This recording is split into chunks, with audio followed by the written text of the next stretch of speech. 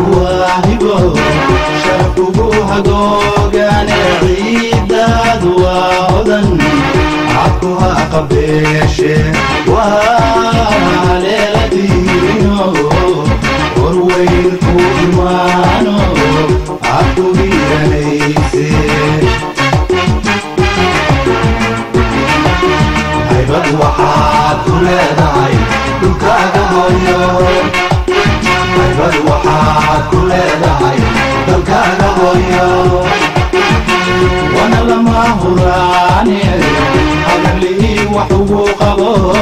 وانا لما هراني حضر لي وحقوقه هيبت وحاد كليداي. السلام عليكم ورحمة الله وبركاته. ومجيء عيسى علي حال أشقيا دميرو أورر Somali Unified Youth اللي هاي مقالة كولومبوس أو صوبحل. This year we're doing a project concerning to the legacy and foundation of SYL, which stands for Somali Youth League, the group of young adults who brought independence and freedom to Somalia. And this year we're doing a video interview where we're questioning high school students and middle school students, also the older generation that have the history back home, and also what they want to be improved in the community that they live in here in the United States. So we have interviewed a couple of individuals as well that live in the city of Columbus, Ohio, that are Somali. And next year we're planning a bigger event. I'm the president of the organization Somali Unified Youth, SUY. And this year we just decided to do a video interview, but next year we're planning to do a bigger event. So inshallah, hopefully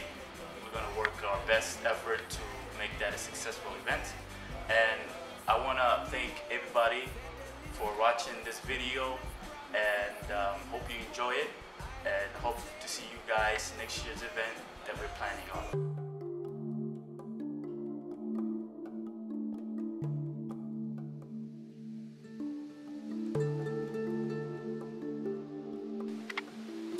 السلام عليكم ورحمة الله وبركاته وسلامتين دمان مقعيق ومحمد جمال بشير وحانا هاي سينيور اوتريتش كا او افدية مقالة كولومبوس ururka la yiraahdo Somali Unified Youth anigoo ku hadlaya ururka magaciisa waxaan idin leeyahay soo dhawaada ururka sababta aan u aasaasnay ayaa waxa kamid ah sida aan uga hortagi lahayn dhibaatooyinka Soomaalida ku haysta qurbaha sababta ururkan loo aasaasay oo specialty oo u ah in mataqaana caruurta hadda Soomaalida soo koraysa sida loogu mentor gareyn lahaa ama loo bari lahaa meesha ka yimaadeen taariikhda leeyihiin iyo identity-ga oo mataqaana nafsad ahaantooda ay waxay yihiin caruur badan baa waxa arkaysaa maanta hadaad wareysato war maxaa tahay adiga wuxuu ku leeyahay aniga maxamed baa la yiraahdaa ama cali abiis magaciisu ku sheegaya laakiin marka si raacday waxa laga yaabaa identity ahaan uusan waxba ka aqoon taariikhda Soomaaliya meesha ka yimaad marka ururkan sababta loo aasaasay waxa asal raaciisa ah in la helo ways ama hab caruurta Soomaaliyeed loo xasuusin lahaa taariikhdooda marka ururka sidiisaba marka aasaasnay waxaan u aasaasnay in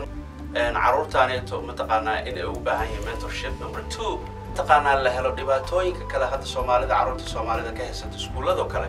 sida mataqaana gang violence oo kale iyo drug usage sida looga hortagi lahaa marka waxaan sameeynaa in aan baxno oo caruurtaan iskuuladooda inta ugu tagno ayaan waxyaabo u baahan yihiin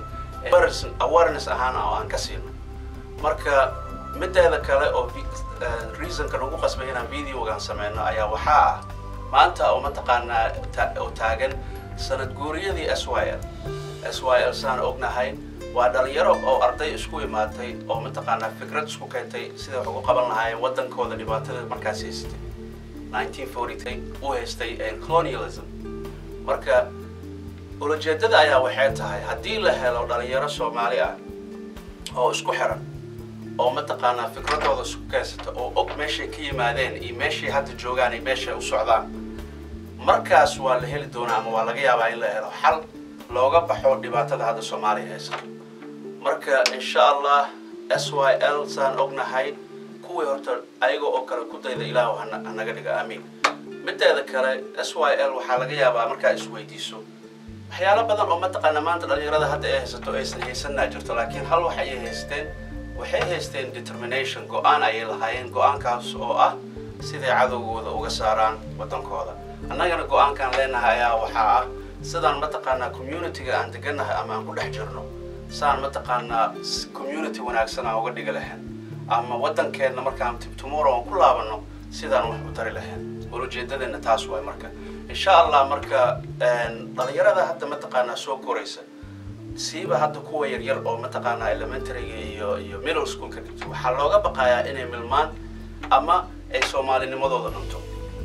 taasna waa marka mataqaana arrin weyn waaye oo u baahan waalidiinta iyo dadka waxgaradka ah inay ka fikiraan oo mataqaana oo ay uga fikiraan sidee mataqaana caruurtan ee mataqaana u dhaqan celin lahaayeen marka anaga go'aankeena waxa waaye saan u helno dhalinyaro mataqaana oo intay wax kala geli lahaayeen sida gang violence iyo groups oo mataqaana aan faa'iido u keenin in mataqaana organization aan u sameeyno organization kaas oo mataqaana caruurtan ku tababarayo self identity waxa ay yihiin inuu qof Soomaali yahay oo taariikh uu leeyahay oo diin leeyahay iyo dhaqan inuu leeyahay wiil iyo gabar marka insha Allah midaasna waa mid hadda mataqaana insha Allah oo Ilaahay ka baryayno inay noo suurto gasho mataqaana SUY waa group mataqaana waa arday oo mataqaana middle school ilaa high school ilaa college dhigata oo mataqaana isku imaadaysa community-gooda wax uga qaban lahaayeen insha Allah kuwaas oo ayagana si mataqaana raacaya SYL oo ku taariikh lahaa taariikhdii Soomaaliya iyo xornimadii Soomaaliya soo martay insha Allah kuwii ku dayda Ilaahay ha naga dhigo wassalaamu calaykum waraxmatullaah waa ku salaamantihiin waana ku mahadsantihiin halaha videoga aad dhageysateen sidoo kale dadka taqaaniin saaxiibadiinana u sheega inay mataqaana ka qayb galaan ama ay ka arrin qaataan organizationada Soomaaliya mataqaana hadda wax loogu taraya ama organizationada community-gooda wax taraya maanta assalaamu calaykum waraxmatullaahi wabarakaatuh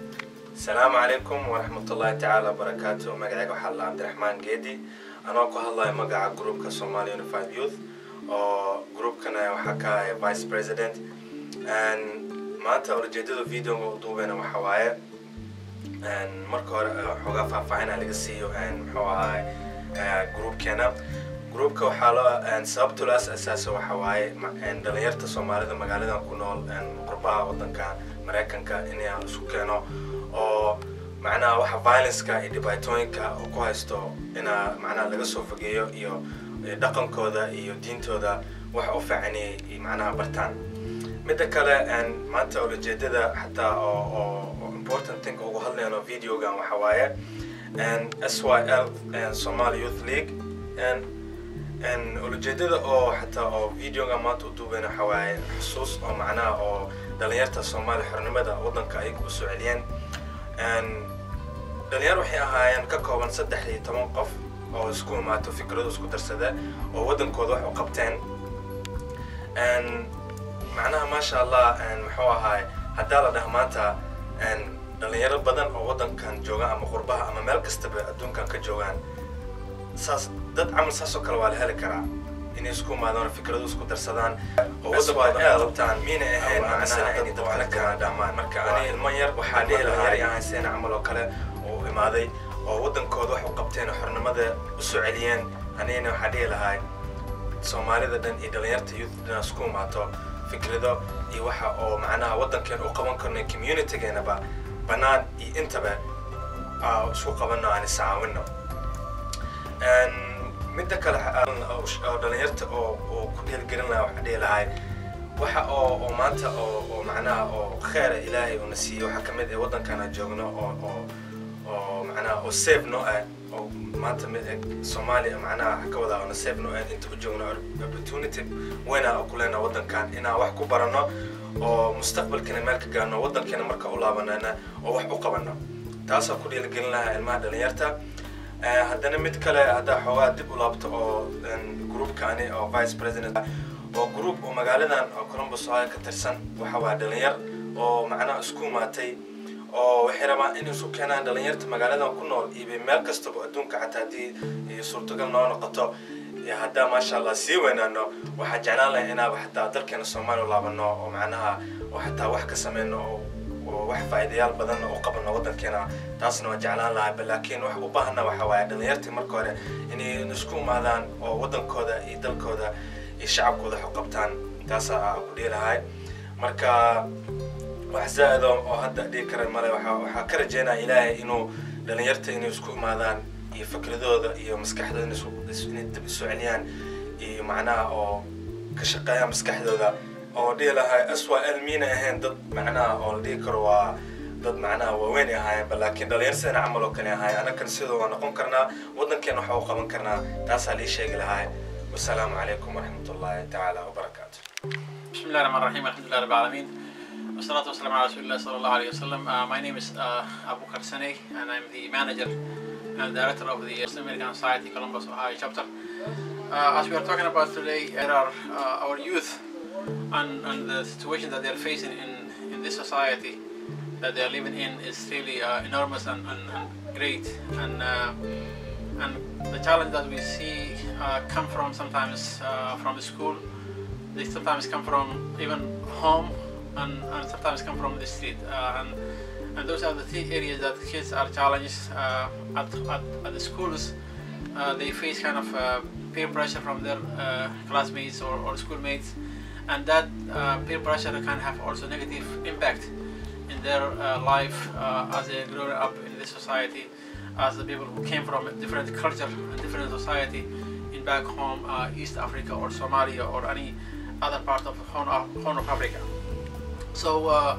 that's really the challenge of having double culture, the culture of a school while the mainstream culture is the dominant one in that area, and when they come back to home also they have another culture which is really